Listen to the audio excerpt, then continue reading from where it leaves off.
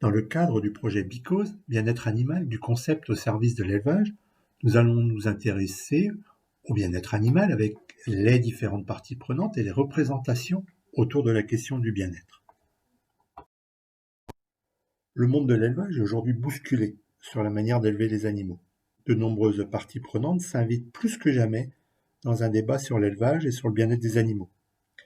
Qu'il s'agisse du monde associatif, politique, médiatique ou économique, chacun a un avis sur le bien-être des animaux et sur ce qu'il conviendrait de faire pour améliorer leurs conditions de vie.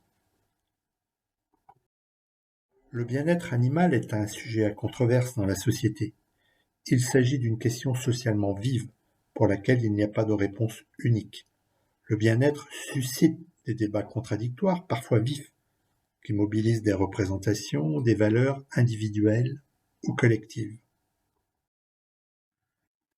Le projet Accept sur l'acceptabilité de l'élevage a précisé le jeu des acteurs sur la controverse liée à l'élevage et au bien-être animal en particulier.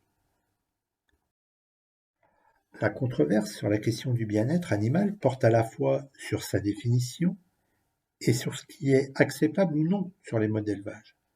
C'est globalement un conflit qui oppose le monde agricole et le monde des associations.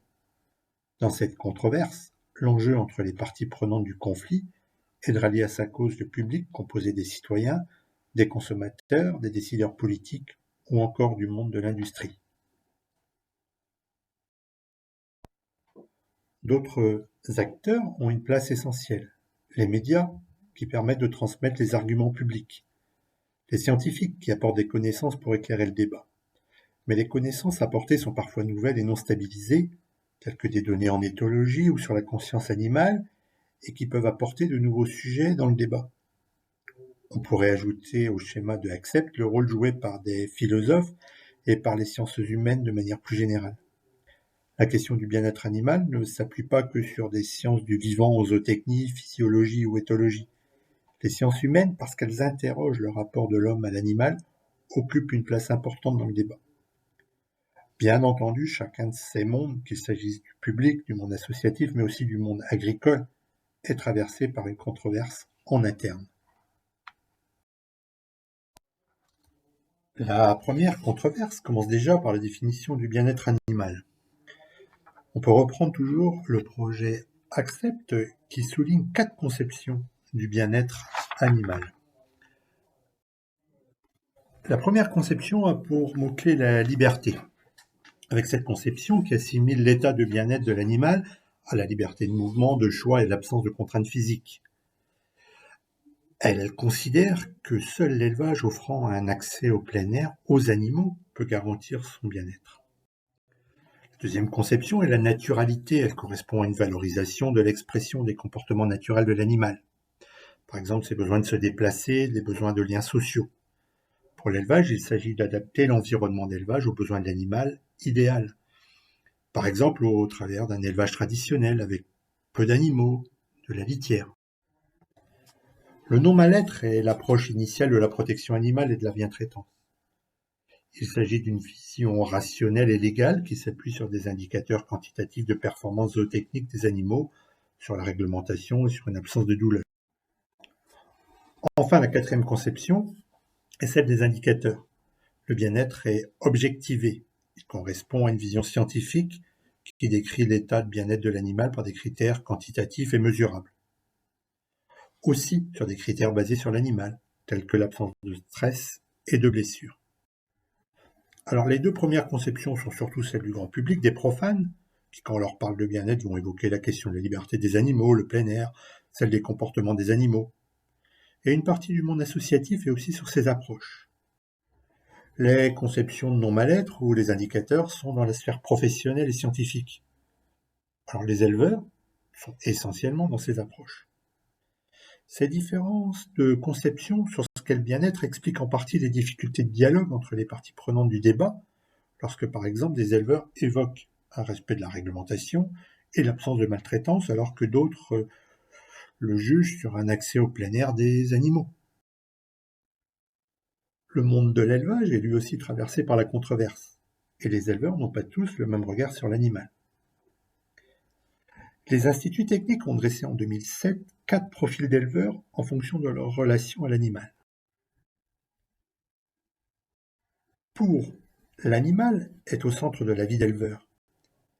Il existe une relation affective avec les animaux, une attitude empathique vis-à-vis de l'animal. Avec, il s'agit de communiquer avec l'animal qui fait partie intégrante du métier. Pas d'attachement individuel nécessairement à l'animal. Et ce sont des éleveurs qui mettent en avant l'importance de la surveillance et de l'observation des animaux. Malgré, l'animal est une contrainte du métier d'éleveur, qui éprouve de la satisfaction sur la productivité et l'autonomie. La communication avec l'animal est une nécessité technique, mais pas nécessairement de plaisir avec l'animal, même certaines craintes dans certaines situations. Sans ou technique, les techniques d'élevage sont passionnantes pour ces éleveurs qui ne communiquent pas avec les animaux. L'observation et la surveillance est nécessaire pour l'optimisation. Ce sont des éleveurs qui reconnaissent que les animaux ont des besoins physiologiques qu'il convient de respecter pour permettre la production. Alors, selon les productions, la répartition de ces profils sera différente. Des éleveurs peuvent aussi être sur plusieurs profils. On peut penser par exemple aux éleveurs de porcs qui peuvent entretenir une proximité forte et communiquer, interagir avec leurs truies et avoir un lien plus distendu avec leurs porcs charcutiers. L'idée n'est pas de ranger les éleveurs dans des cases, mais de souligner que si on reste sur la relation animal-éleveur, tous n'ont pas le même rapport, n'abordent pas l'animal de la même façon, certains avec une empathie forte, d'autres pour lesquels l'animal est d'abord un sujet technique. On trouverait probablement ce même type de profil chez les conseillers.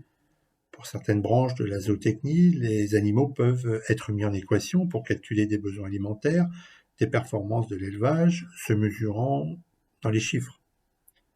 Pour d'autres conseillers ou vétérinaires, l'approche sur le comportement de l'animal, sur son observation, est privilégiée. Alors chacun d'entre nous, qu'on soit éleveur, conseiller, chercheur ou simple individu à la recherche d'informations sur les modes d'élevage, a sa propre représentation du bien-être animal qui dépend de plusieurs facteurs.